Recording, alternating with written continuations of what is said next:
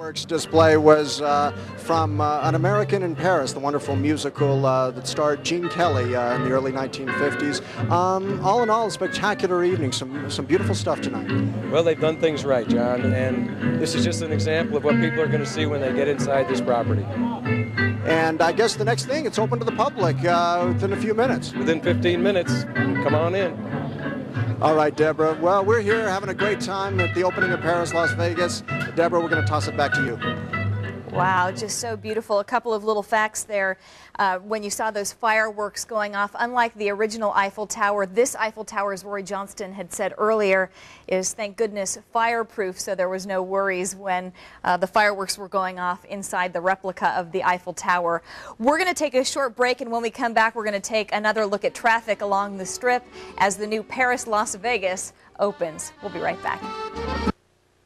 We had a great view here in the studio, and hopefully you did at home watching the fireworks show out at the new Paris as they were exploding from the Eiffel Tower, and we were getting that great view thanks to our own Tasha Rako, who is live in Chopper 8. Tasha, you have the best seat in the house tonight. Actually, we do, and I'm glad to be up here instead of down here. Take a look as I get in closer in front of the Paris. You'll see on Las Vegas Boulevard just a mad rush of people, and actually Las Vegas Boulevard is closed now in the northbound direction because, as you can see, thousands of people are trying to make their way across the street into the property to get anywhere near this Paris opening, the fireworks and the lighting of the Eiffel Tower.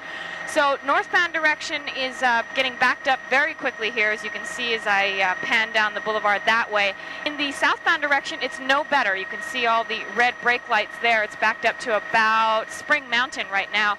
And as the crowds start to come out here, it looks like it's going to get worse before it gets any better. So if you were planning to come out for this opening, you might want to give it at least another hour for all these people to clear out, not to mention all the cars. Flamingo is also packed in Tropicana as well. If you're trying to avoid this area, Desert Inn is going to be your best bet.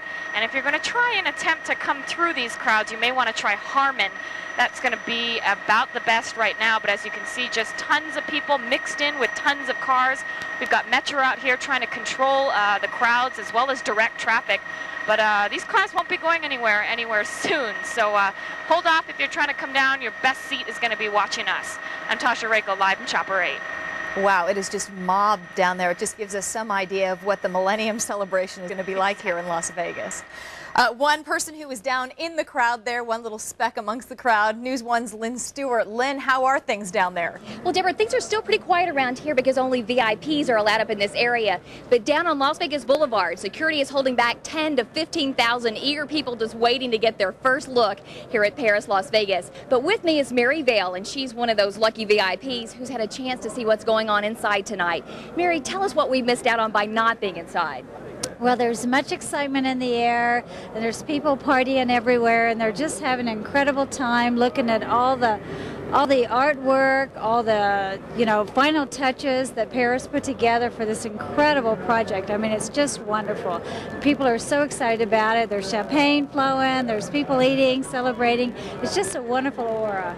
Have you spotted any celebrities this evening? Oh, absolutely. Well, of course, all the local celebrities. We had the Smothers brothers here, and Catherine Deneuve, and some of the other celebrities are here and who were in the press conference earlier. But it's just a remarkable experience being around everyone, and it was just wonderful.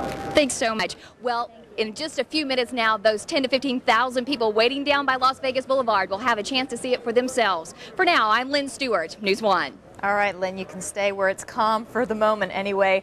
We are just about 8 minutes away from Paris opening its doors. We're going to show you another live picture. Look at all the people on the Las Vegas Strip.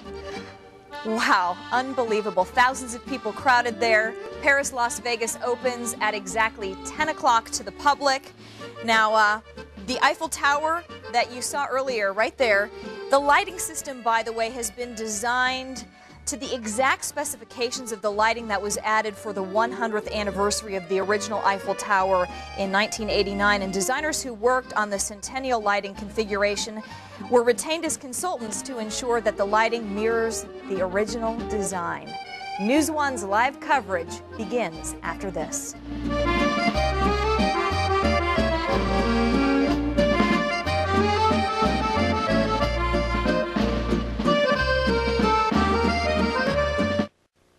Well, if the crowd outside is any indication, John, this mega resort is going to be a hit.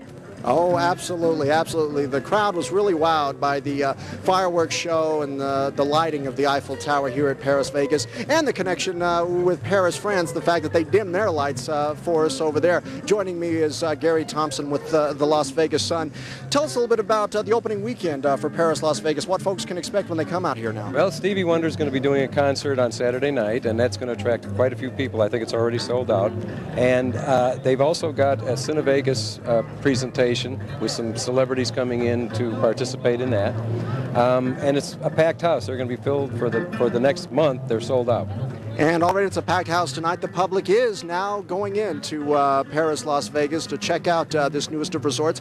Gary, this is an interesting resort because even though it is a mega resort, it's kind of on a smaller scale, at least inside, because they didn't have as much land as a lot of the other resorts. Didn't have as much land, and they made tremendous use of space. This is not a place that's going to intimidate you by its size, but it does have a lot of open space, a lot of inviting niches, and it's really an attractive property. Now let's talk a little bit about buffet. Okay, I know it's a French word, but most people don't think of fine dining at buffets.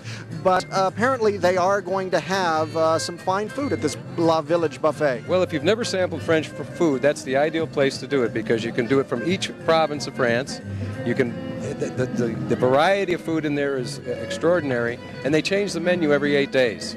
And we have a half-scale replica of the Eiffel Tower. I know it's going to be very popular with tourists who want to go up to the observation deck, which is near the top of this thing. This is 50 stories tall, and I think Tasha Reiko is up in Chopper 8, who can tell us a little bit more about what the Eiffel Tower looks like from up there. Actually, John, it is pretty interesting sight to see. I got to see it light up with all the fireworks and whatnot, and it definitely adds something to the Las Vegas skyline. I know we've got all the way down as far as Mandalay Bay, and then you've got the Egypt from the Luxor, and then you come up here and you've got a touch of Paris. It's definitely a sight to see, that's for sure. It looks quite big, actually. I know from the perspective of down there, it probably looks twice as big as it does from up here, but still, it does add very good elegance to the Las Vegas Strip, I should say.